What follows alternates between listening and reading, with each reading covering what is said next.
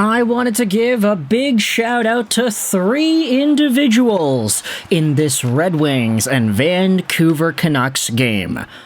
First, we gotta give big props to some of the young guns that got on the board and scored some points. Nate Danielson, Marco Kasper. One of y'alls is going to become a Vancouver Canuck one day, and we are not going to ignore it. The Quinn Hughes trade to Detroit is going to be land-setting for the rest of this league, and you best better believe a Kasper or a Danielson is going to be a part of it. Maybe a Kasper, because, hey, that guy's needed to get some points lately. So, good on him for finally getting one on the board here, too. Was that his first assist of the year? Yeah, it is, huh? Nice to see that out of Marco Kasper. But the third shout-out of this game, I'm not even going to go out there and give it to the goaltender that got the shutout. Oh no. John Gibson, good on you, but I wanted to give a big shout to Tank Commander Kevin Lankinen. Lank the Tank is what we call him, and Lank the Tank Commander is his honorary title of today. I know Adam Foote is the primary tank commander. He is tank commander number 1. He is the top of the food chain over here. But Kevin Lankinen, doing his best to put the Vancouver Canucks back in the L column and to help them get that Gavin McKenna first overall pick. I'm not even going to go out there and fully say that Lankinen was like the worst he has ever been in this game. I think the Vancouver Canucks defense in front of him hung him out to dry twice in a row, which led to 2 goals in 30 seconds or whatever it was. Kind of ridiculous how you have 2 Red Wings right in front of Lankinen with no interference, no bodies trying to defend, no Vancouver presence anywhere near trying to knock these guys out.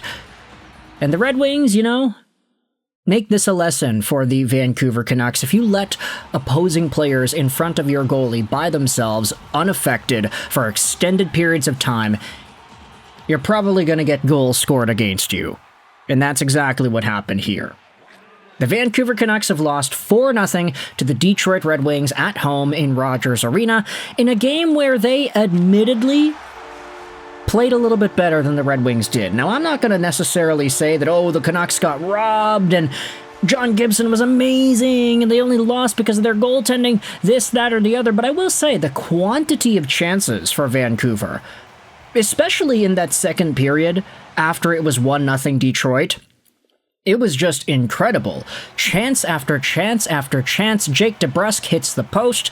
Jake DeBrusk gets robbed right in front by the pad of John Gibson. Aatu Ratu gets robbed right in front by the glove of John Gibson. Gibson. I don't want to make it seem like Gibson was playing Vezina, Dominic Hasek, Patrick Waugh level hockey in this shutout performance of his.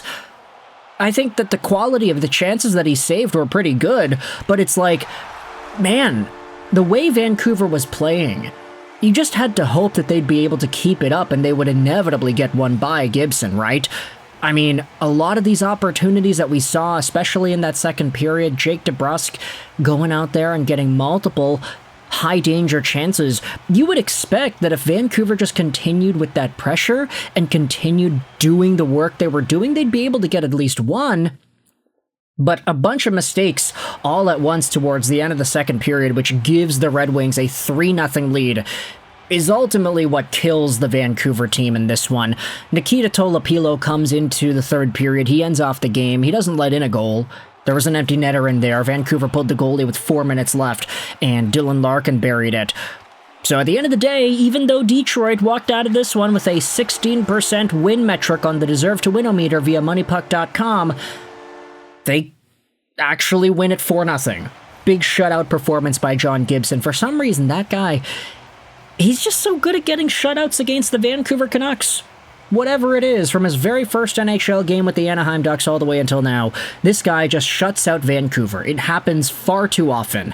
And the 3 or 4 high-quality saves that he made, not including the Jake DeBrusk post on the power play, that's all he needed to do to get the dub here, because, hey, Detroit scored 4.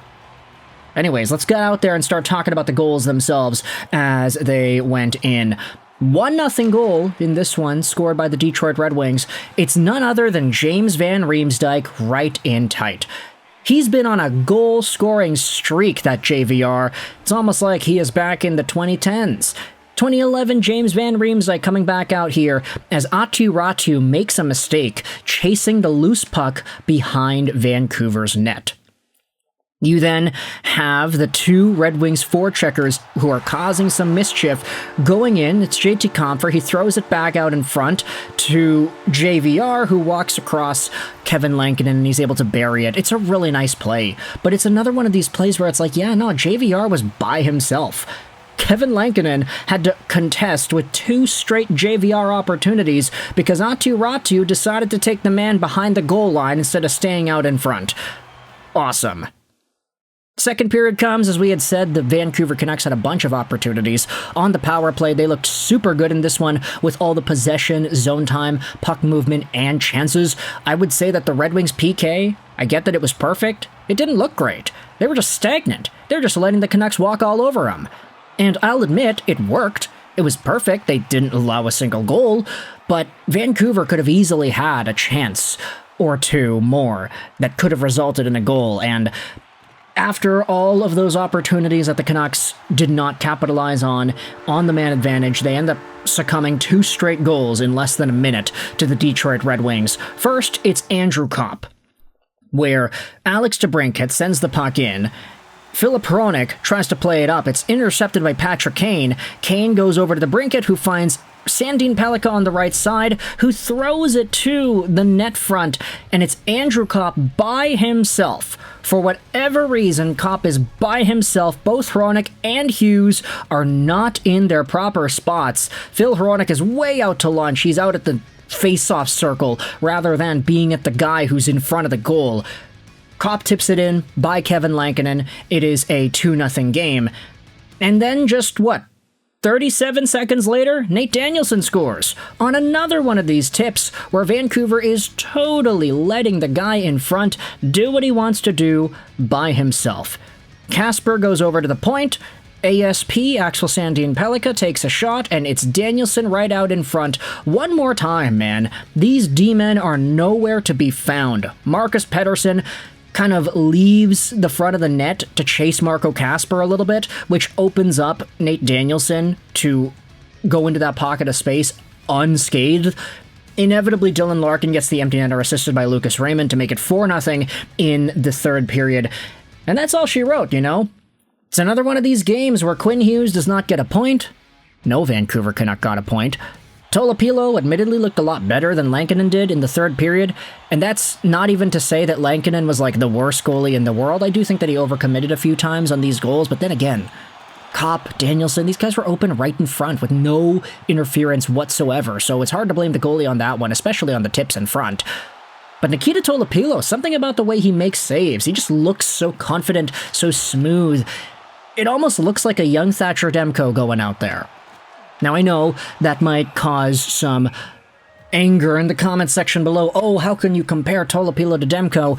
Bubble Demko was a beast that nobody in the hockey world could even try to comprehend at this stage because that guy was an unbreakable, unbeatable wall. But hey, I'm just saying, Tolopilo looks good. I'd even say he's better than Lankinen right now.